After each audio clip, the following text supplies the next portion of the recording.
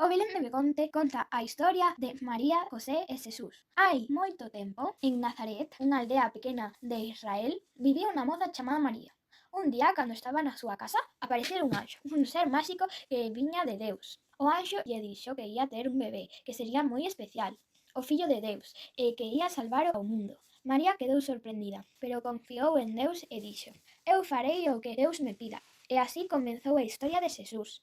María estaba prometida con Xosé, un home bo que traballaba facendo mobles. Xosé vivía tamén en Nazaret, e cando soubo que María ía ter un bebé tan especial, el decidiu axudala e coidala con moito amor. Un día o emperador romano dixo que todas as persoas tiñan que ir a apuntarse a un sitio para censarse.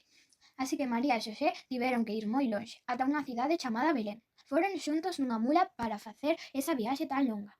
Cando chegaron a Belén había moita xente e non atoparon ningún lugar onde dormir. As pousadas estaban cheas, así que tiveron que ir a un sitio onde había animais, como vacas e ovellas. Esa noite, mentres as estrellas brillaban no ceo, María tivo ao seu bebé, Xesús. O bebé era o fillo de Deus. Naceu nun sitio moi simple, pero con moito amor. María envolveu o bebé en panos e puxo nun pesebre, que é como unha caixiña de madeira onde os animais comen. As ovellas e a mula miraban a Xesús con sorpresa cando choraba.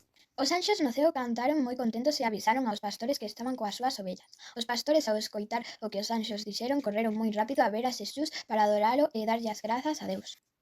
Despois, uns homes sabios que viñan de lonxe, chamados os Reis Magos, viron unha estrela moi brillante que lles indicaba un camiño. Foron montados en camelos e levaban moitos regalos para Xesús. Traían ouro porque sabían que Xesús era o rei, tamén traían incenso porque sabían que Xesús era fillo de Deus, e mirra porque sabían que Xesús ía facer algo moi importante no futuro. O rei Herodes, cando soubo que nacera un neno que ía ser o novo rei, estivo moi enfadado e ordenou matar a todos os nenos pequenos de Belén. Pero antes de que iso pasase, un anxo apareceu a Xosé nun soño e díxolle que fuxira con María e Xesús a Exipto para protexerse. Xosé fixo caso ao anxo, e xuntos marcharon a Exipto, onde estiveron a salvo ata que Herodes morreu.